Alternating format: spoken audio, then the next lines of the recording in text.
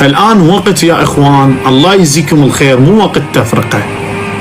الآن وقت إنه خلص بعد يا إخوان، خلص. هاي دائما أنا أتكلم بهذا الموضوع.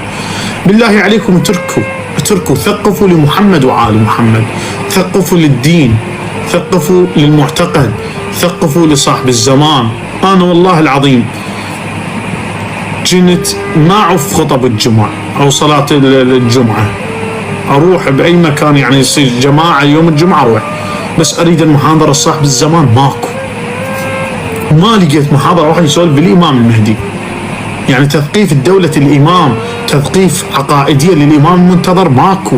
وهي ظلامية يا أخي، أنت قاعد تقتل الإمام، أنت ترجع تقتله. هي أحد الأدوات اللي قتل الإمام سلام الله عليه، إنه أنت ما تثقف. يعني بالله عليكم شوفوا، أنا من أروح لإيران إيش قد أتحسف بالعباس أبو فاضل، إيش قد أروح لإيران أستأنس بالمشاهد ونفس الوقت أعضب بإيدي. الدوائر مالتهم كلها يا صاحب الزمان دائرة حكومية. رحت أنا على مود لسه هذا القنصلية مالتهم أبوه عليه كلها صاحب الزمان، الجسور مالتهم كلها صاحب الزمان. اطلب لي هذا المطار قطعة وثيلة حلوة على الحائط ويا أمان إمام منتظر. يا أخي هاي كارثة. هاي يعني أنتم يا أخي، أنت تعرف شنو العراق لو لا مرتع أهل البيت؟ يعني أنا باوع أقارن أنصدم. أباوع علقة مسجد جمكران انبنى بواحد شاف رؤية، إنه رأى الإمام رؤية مو دليل إنه ابني مكان هنا بنوا. تستحط طبلة من الهيبة والجمال بيه والكبر والفخامة جمكران.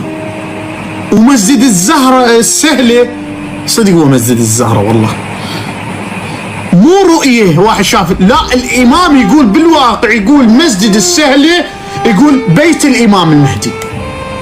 يعني مو رؤية مو جا واحد بالرؤية، يعني واقعية. الإمام يقول ألا وإن مسجد السهلة بيت صاحبكم، ما من مؤمن ومؤمنة إلا قلبه يحل مسجد السهلة. بالله عليكم بسبب التثقيف ظاهرا شو تشوفون؟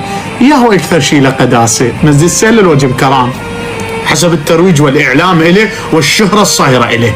شوف ظاهرا حاليا المن إلى قداسة صايرة وكرامة، جمكران لو مسجد السهلة جمكران.